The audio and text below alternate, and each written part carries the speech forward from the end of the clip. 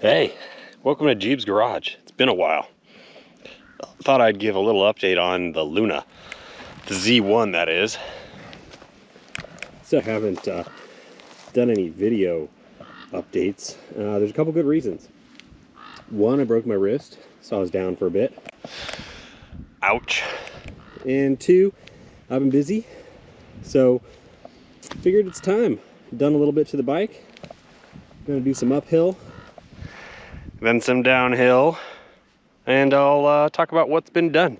All right, turn it on. Well, that's different. Where'd that giant display go? It's possible I broke it. You ever take it off any sweet jumps?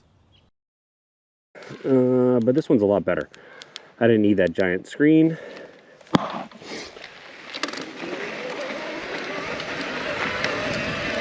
This one can withstand falls better, theoretically. And honestly, it does everything I need it to do. Allows me to control the motor, allows me to see my statistics. The only thing I've noticed that's a little strange is the wattage display doesn't seem to work over 1,000 watts very often. So it seems to drop the zero and just display like, 200 watts when it's really 1,200. Not really a big deal to me.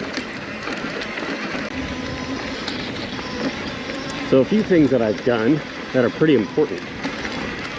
One was I bought a Bafang cable and I tuned this motor. And quite honestly, tuned from Luna, it was pretty bad. It was tuned as if it didn't have a torque sensor. Mostly just sort of on or off. And that's kind of, that's fine on a cruiser bike. But on something like this, where you want some actual precision, it wasn't so great. So I found some tunes online, made some modifications to it to suit my needs. But the gist of it is, it's very linear. You won't get much power out of it in any of the lower assist settings unless you use the throttle. I did change the chain out early on, actually twice. And the chain that I am now running, honestly, has been, I don't want to jinx myself, but has been great.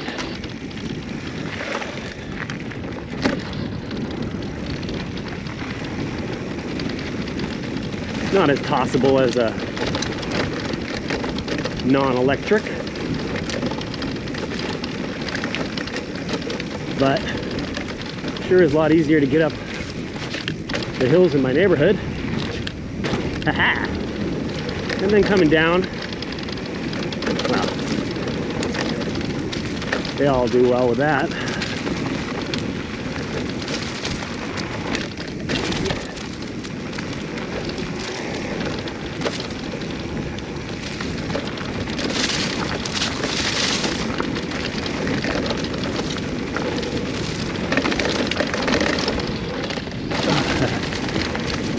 Cleared the gap, which is good.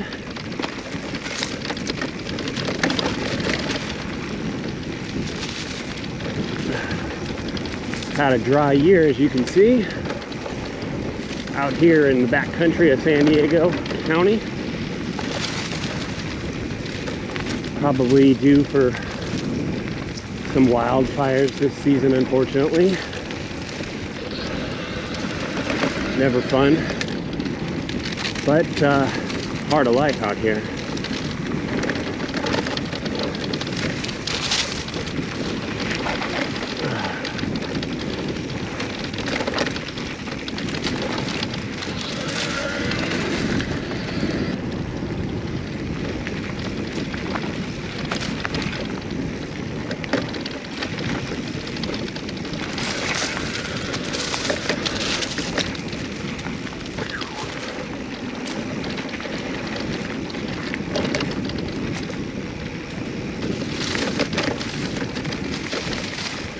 Bike still has all the factory parts though, other than the screen.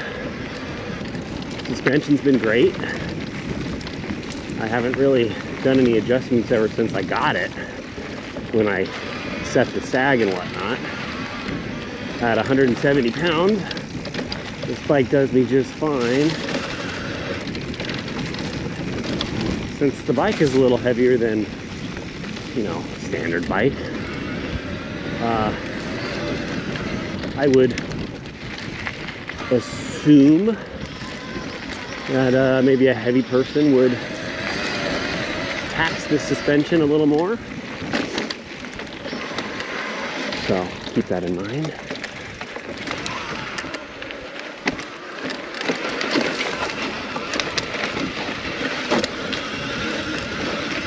Those are pretty technical climbs right there.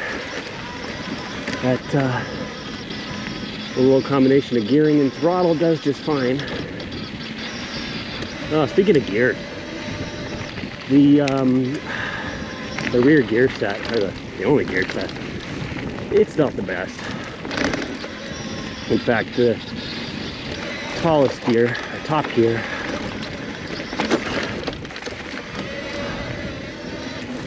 is pretty much chewed through, so I don't even use it, which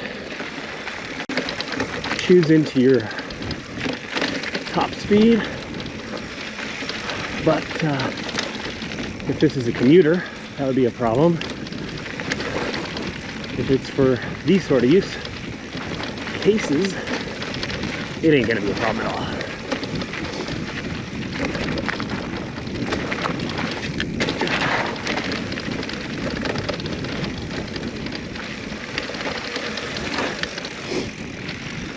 And for anybody watching this that says, oh man, you're lame, you should have done that jump. Well, I'm old. And I've been injured enough times to be okay riding a little more sissy.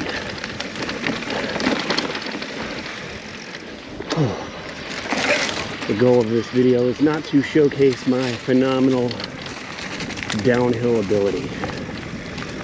It's really to educate those that are interested in this bike or these types of bikes.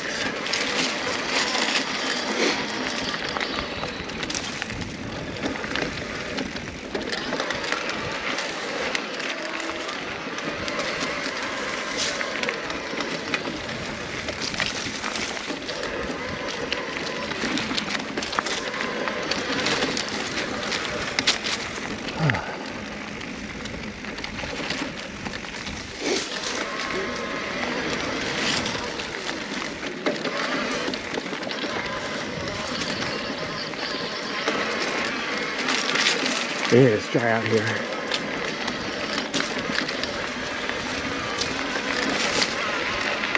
Can't remember the last time I saw rain out here. December, probably. And it's the end of August. So, oops.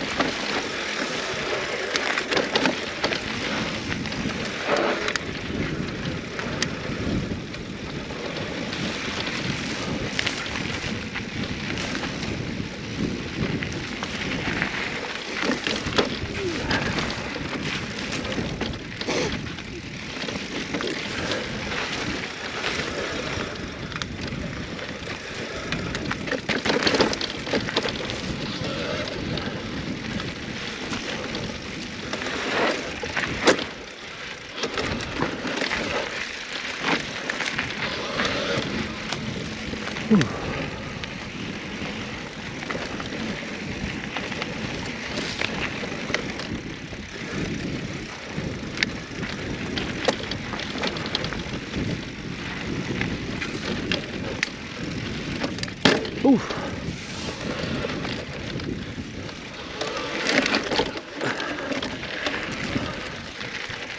That noise was the motor, although it's pretty well protected.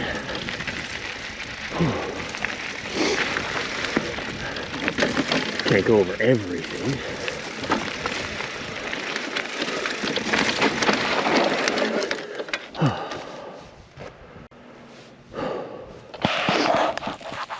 Take a little breather.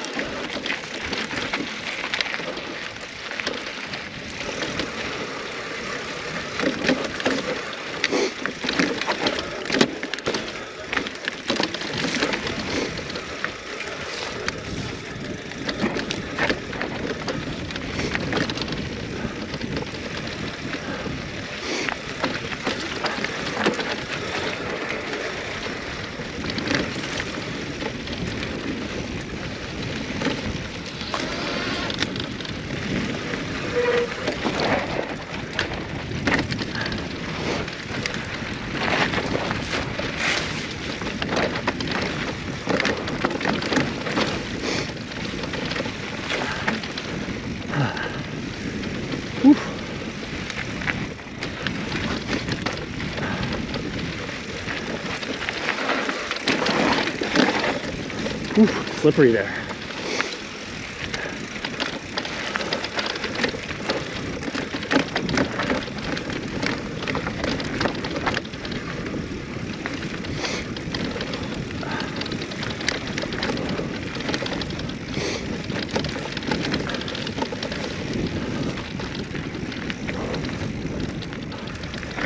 There's some pretty sweet jumps that somebody set up over there. That, sorry viewers, I ain't gonna do.